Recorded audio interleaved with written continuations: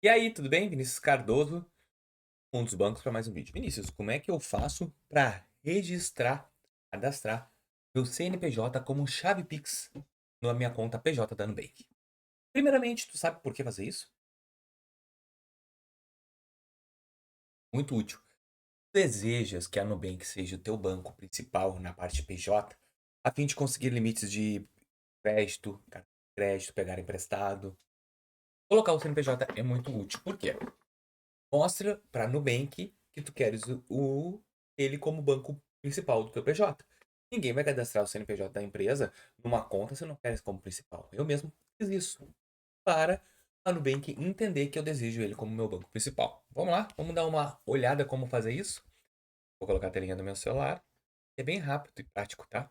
Telinha aí, pessoal. E tu não precisa nem saber o teu CNPJ de cor. Vai no área Pix. Agora tu vai botar em registrar ou trazer chaves. E agora tu vai botar em registrar chave. Tá vendo que eu já tô com meu CNPJ cadastrado? É simples.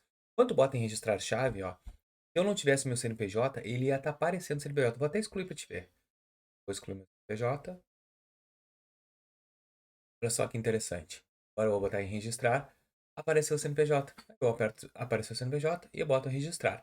O que vai acontecer? Se tu não tiveres teu CNPJ em outro banco, é instantâneo como apareceu o meu.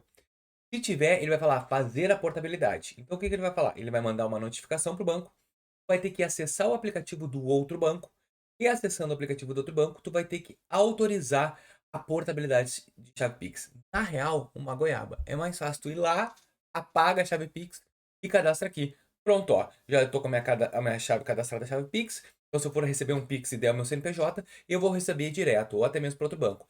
Eu utilizo essa estratégia quando eu quero demonstrar para o banco que eu quero ele como banco principal, tá bom, pessoal? Essa aqui é uma das estratégias que eu gosto. Ele libera empréstimo, ó, já me liberou empréstimo, ele liberou também cartão de crédito de 10 mil, eu não uso. Ó, vamos ver, a taxa 6,45 tá alta essa taxa. Mas eu acho bem vantajoso e importante cadastrar o CNPJ como desejos, tá bom? Eu espero que vocês tenham entendido e gostado desse vídeo. Se sim, deixa o teu like, inscreva-se no canal e até o próximo vídeo. Valeu!